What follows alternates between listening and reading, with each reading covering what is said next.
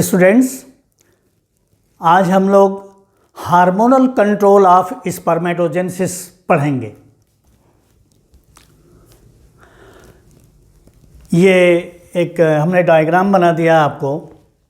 ये हाइपोथैलेमस है जो कि ब्रेन का पार्ट है। हाइपोथैलेमस ब्रेन का पार्ट है और ये एंटीरियर पिट्यूटरी है, ये पोस्टीरियर पिट्यूटरी है। ये गोनेडोट्रॉप्स हैं एंटीरियर पिट्यूटरी में। हाइपोथैलेमस जो कि ब्रेन का पार्ट है, इससे हार्मोन्स आते हैं और एंटीरियर पिट्यूटरी को स्टिमुलेट करते हैं। इसके गोनेडोट्रॉप्स जो हैं ये गोनेडोट्रोपिन्स रिलीज करते हैं। GnRH गोनेडोट्रोपिन रिलीजिंग हार्मोन, ये हाइपोथैलेमस से सेक्रीट होगा और ये यहाँ पर पोर्टल वेन होती है जिसके थ्रू ये एंटीरियर पिट्यूटरी में आएगा, पोर्टल वेन के थ्रू। और गोनेडोट्रोप सेल्स जो कि गोनेडोट्रोपिन्स रिलीज करेंगे और गोनेडोट्रोपिन्स का एक्शन गोनट्स पर होगा। गोनट्स जब हम कहते हैं तो टेस्टिस और ओवरी दोनों को कहते हैं, और टेस्टिस कहते हैं तो मेल के लिए हो जाता है और ओवरी कहते हैं तो ये फीमेल के लिए हो जाता है। दो हार्मोन रिलीज होते हैं एंटीरियर पिट्यूटरी से और वो दोनों हार्मोन होते हैं FSH और LH, ल्यूटिनाइजिंग हार्मोन और फॉलिकुलर स्टिमुलेटिंग हार्मोन। ये दोनों हार्मोन्स एंटीरियर पिट्यूटरी से रिलीज़ होते हैं और गोनट्स के ऊपर एक्शन करते हैं। ये FSH और LH ये दोनों हार्मोन मेल्स में भी रिलीज़ होते हैं और फीमेल्स में भी रिलीज़ होते हैं और गोनट्स के ऊपर इनका एक्शन होता है। तो ये जो LH हार्मोन है एंटीरियर पिट्यूटरी का, ये लेडिक सेल्स के ऊपर इसका एक्शन होता है। लेडिक सेल्स कहाँ पाए जाते हैं? लेडिक सेल्स टेस्टिस में सेमनीफेरस ट्यूब्यूल्स के बीच बीच में पाए जाते हैं। सेमनीफेरस ट्यूब्यूल्स के बीच बीच में ये लेडिक सेल्स पाए जाएंगे। इनको इंटरस्टिशियल सेल्स भी कहा जाता है, इंटरस्टिशियल सेल्स। ये जो लेडिक सेल्स हैं, ये हमने ब्लैक सर्कल बना रखा है, ये लेडिक सेल्स हैं, ये रिसेप्टर्स हैं। ये LH हार्मोन है, LH हार्मोन, ये LH हार्मोन का रिसेप्टर है लेडिक सेल के मेम्ब्रेन पर, और ये LH हार्मोन। तो ये मेम्ब्रेन रिसेप्टर के थ्रू लेडिक सेल्स में जाएगा और उसको स्टिमुलेट करेगा लेडिक सेल्स को या इंटरस्टिशियल सेल को। और ये जो लेडिक सेल्स हैं वो एक हार्मोन रिलीज करेंगे जिसको कहा जाएगा टेस्टोस्टेरॉन। इस टेस्टोस्टेरॉन को ICSH भी कहते हैं, ICSH और टेस्टोस्टेरॉन। ICSH क्यों कहते हैं? चूँकि ये इस सेल्स को इंटरस्टिशियल सेल भी कहते हैं, तो इंटरस्टिशियल सेल से रिलीज होने वाला hormone interstitial cell stimulating hormone, ICSH भी नाम से इसको कह सकते हैं। टेस्टोस्टेरॉन जो कि मेल सेक्स हार्मोन है, जो मेन टेस्टिस हार्मोन है, और ये इसका जो सेक्रीशन है टेस्टोस्टेरॉन का, ये करीब 9 to 10 वीक्स के करीब जब एम्ब्रियो का डेवलपमेंट होता है और एम्ब्रियो 9 to 10 वीक्स के करीब रहता है, तभी से लेडिक सेल्स का अपीयर हो जाते हैं। और जब लेडिक सेल्स अपीयर हो जाते हैं तो वो फिर अपना टेस्टोस्टेरॉन का सेक्रीशन स्टार्ट कर देते हैं बिफोर बर्थ। तो बिफोर बर्थ जो टेस्टोस्टेरॉन का सेक्रीशन है वो जो है इन डिफरेंट टिश्यूज़ को मेल एक्सटर्नल जेनिटेलिया में कन्वर्ट करता है। मेल एक्सटर्नल जेनिटेलिया कौन कौन से ऑर्गन्स हो गए, जैसे पेनिस है, स्क्रोटम है। बिफोर बर्थ टेस्टिस एब्डोमेन में रहती है, बिफोर बर्थ, और उसी के दौरान बर्थ से पहले ही टेस्टिस जो है एब्डोमेन में से निकलकर एक्स्ट्रा एब्डोमिनल हो जाती है, एब्डोमेन के बाहर हो जाती है और ये डिसेंड कर जाती है स्क्रोटम में, और वहाँ स्क्रोटम और एब्डोमेन को कनेक्ट करने वाली एक कैनाल होती है जिसको कहते हैं इंग्विनल कैनाल।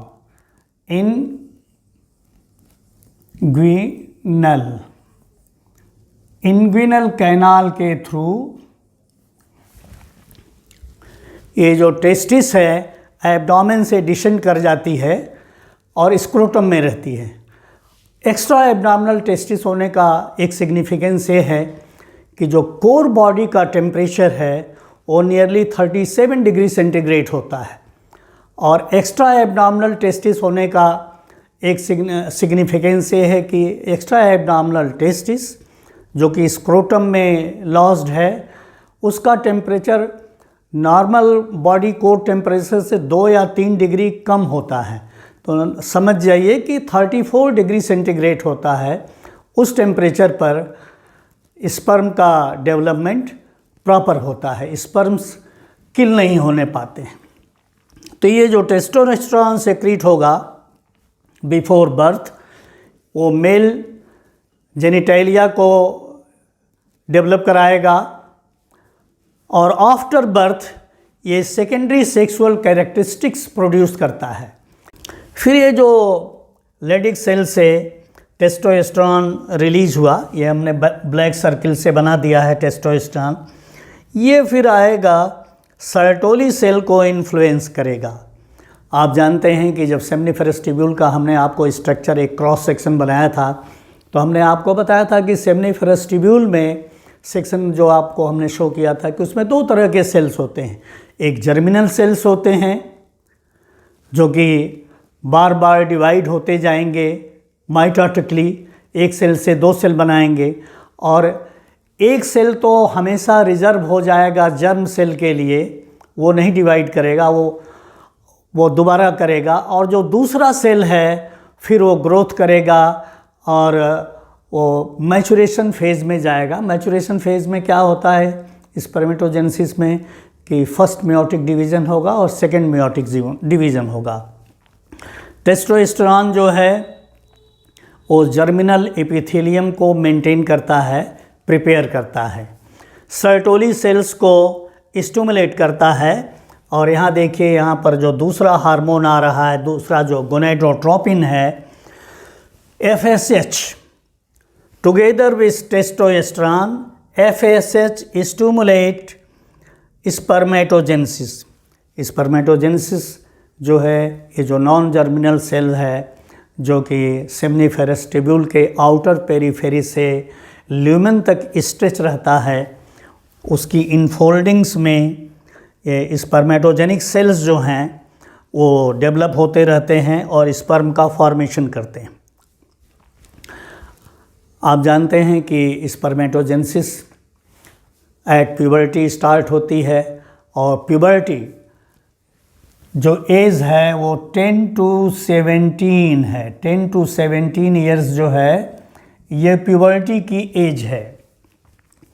इस दौरान सेकेंडरी सेक्सुअल कैरेक्टरिस्टिक्स भी डेवलप हो रहे होंगी, स्पर्मेटोजेनेसिस भी स्टार्ट होगी, और मेल्स जो हैं वो उनके अंदर सेक्सुअल रिप्रोडक्शन की कैपेबिलिटी भी डेवलप करेगी।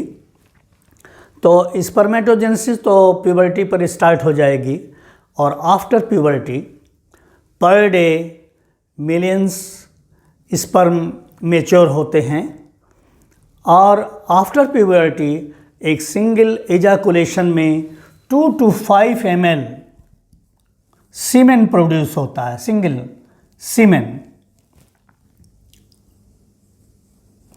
सीमेन क्या है? सीमेन स्पर्म और जो एसेसरी 6 ग्लैंड्स हैं उनका जो सेक्रीशन होता है उन दोनों को मिला के जो लिक्विड बनता है उसको सीमेन कहते हैं। तो जैसे सेमिनल वेसिकल है, प्रोस्टेट ग्लैंड है, काउपर्स ग्लैंड है, काउपर्स ग्लैंड को बल्बो-यूरेथ्रल ग्लैंड भी कहते हैं। तो और एक सिंगल इजाकुलेशन में 300 मिलियन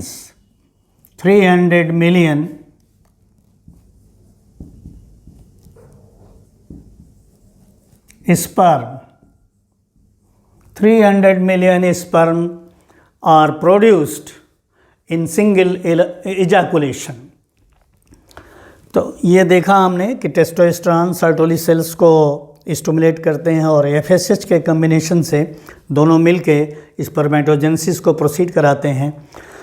यदि स्पर्मेटोजेनेसिस स्लो प्रोसीड कर रही है, धीरे चल रही है, तब तो ये हार्मोन्स और बढ़ते जाएंगे, टेस्टोस्टेरोन भी बढ़ेगा, एफएसएच भी बढ़ेगा और दोनों मिलके स्पर्मेटोजेनेसिस को और स्पीड अप करेंगे। और यदि स्पर्मेटोजेनेसिस फास्ट हो रही है तो सर्टोली सेल एक हार्मोन रिलीज़ करेगा जिसको कहते हैं inhibin. Inhibin hormone is produced by Sertoli cell when the spermatogenesis is proceeding fast. जब तेज़ी से स्पर्मेटोजेनेसिस बढ़ेगी तो इनहिबिन हार्मोन ये सर्टोली सेल से रिलीज होगा, जो कि एक ग्लाइकोप्रोटीन हार्मोन है, ग्लाइकोप्रोटीन है। और ये जो इनहिबिन हार्मोन है, ये देखिए ये डॉटेड लाइन जो है, डॉटेड लाइन ये जाके एंटीरियर पिट्यूटरी में गोनेडोट्रॉफ्स, गोनेडोट्रॉफ क्या है? एंटीरियर पिट्यूटरी के वो सेल्स जो गोनेडोट्रोपिन रिलीज़ करेंगे। तो उन गोनेडोट्रॉफ्स को ये सप्रेस करता है कि नहीं, स्पर्मेटोजेनेसिस प्रॉपरली चल रही है, अब ये फास्ट हो रही है, स्पर्मेटोजेनेसिस की और अधिक आवश्यकता नहीं है, इसलिए इसको वो इनहिबिट करता है गोनेडोट्रॉफ्स को। और गोनेडोट्रोफिन्स अपने जो सेक्रीशंस हैं उनको इनहिबिट कर देता है, रोक देता है, कम सेक्रीट करता है। तो एफएसएच और एलएच का सेक्रीशन जो है, दोनों का सेक्रीशन स्लो डाउन हो जाएगा। जब दोनों के सेक्रीशन स्लो डाउन हो जाएंगे तो एलएच के द्वारा टेस्टोस्टेरोन का सेक्रीशन कम होगा और एफएसएच के द्वारा ये सर्टोली सेल के ऊपर एक्शन कम होगा, तो स्पर्मेटोजेनेसिस स्लो डाउन हो जाएगी। और ये देखिए इसका ज़्यादा इफ़ेक्ट तो एंटीरियर पिट्यूटरी पर है और लेसर इफ़ेक्ट हाइपोथैलेमस पर है। हाइपोथैलेमस जो कि फोर ब्रेन के नीचे पाया जाता है और थाइलमस थैलेमस के नीचे पाया जाता है।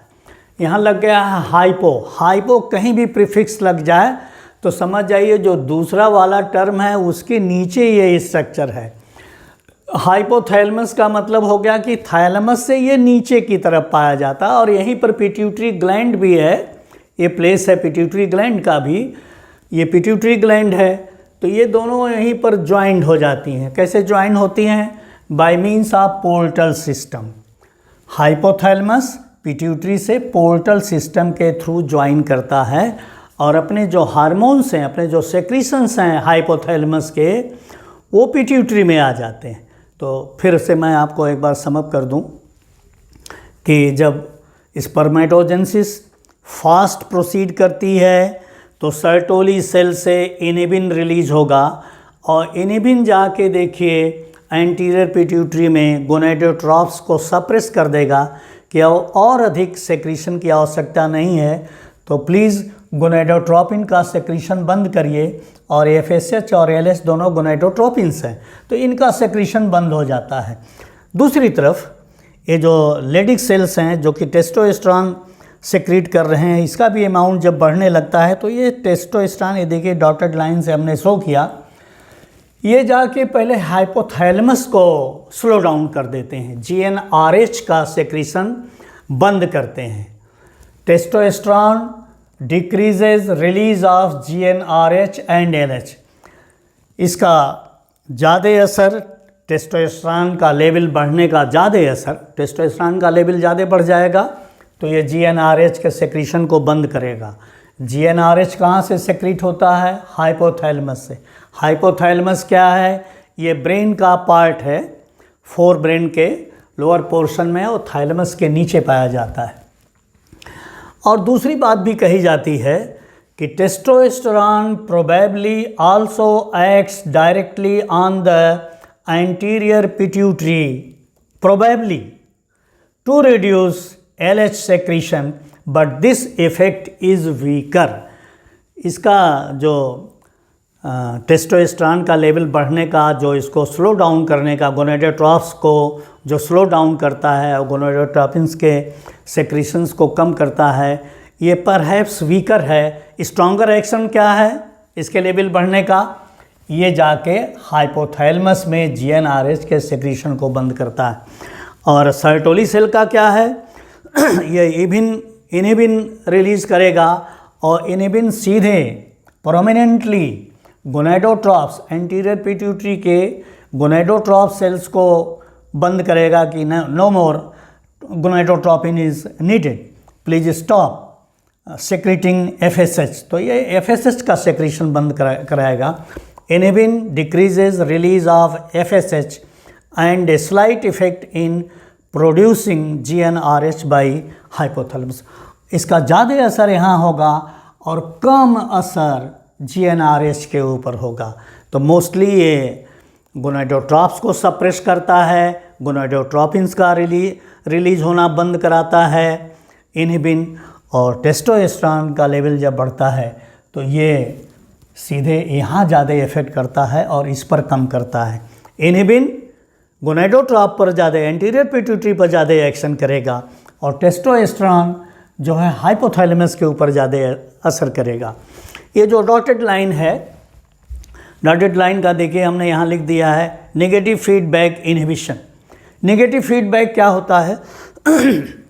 Most of the body functioning में, हमारी बॉडी में जो फीडबैक भी मिलता रहता है कि जब एक इक्विलिब्रियम डिस्टर्ब होने लगता है तो ये होता है कि भाई ये चीज़ बढ़ रही है और इसकी आवश्यकता नहीं है, तो फिर उसका वो नेगेटिवली जहाँ से वो स्टिमुलेट होता है उसको जाके वो स्लो डाउन कर देता है। टेस्टोस्टेरोन का सेक्रीशन बढ़ेगा, स्पर्मेटोजेनेसिस बढ़ेगी, और स्पर्मेटोजेनेसिस की और अधिक आवश्यकता नहीं है तो ये जाके ब्रेन को मैसेज देगा कि no more spermatogenesis is needed, please stop secretion of GnRH। सब चीज़ें ब्रेन से गवर्न होती हैं ह्यूमन में, तो ह्यूमन में ब्रेन से ही स्टिमुलेशन आता है स्पर्मेटोजेनेसिस का, तो GnRH का ये जो सेक्रीशन बंद कर देगा। जब GnRH का सेक्रीशन बंद होगा तो एंटीरियर पिट्यूटरी के जो गोनेडोट्रोप्स हैं वो गोनेडोट्रोपिन का सेक्रीशन बंद कर देंगे, तो LH का सेक्रीशन बंद हो जाएगा। Luteinising LH hormone, luteinizing hormone. तो ल्यूटिनाइजिंग हार्मोन जो कि लेडिक सेल के ऊपर एक्शन कर रहा है वो स्टॉप हो जाएगा। जब ये लेडिक सेल का सेक्रीशन टेस्टोस्टेरोन बंद होगा तो सर्टोली सेल नहीं एक्टिवेट होगा। जब सर्टोली सेल FSH के इन्फ्लुएंस में नहीं है एक्टिवेट होगा तो स्पर्मेटोजेनेसिस स्लो डाउन हो जाएगी। जितनी आवश्यकता है बॉडी को उतनी ही स्पर्मेटोजेनेसिस होगी। No more spermatogenesis that starts at puberty and continue all along the life.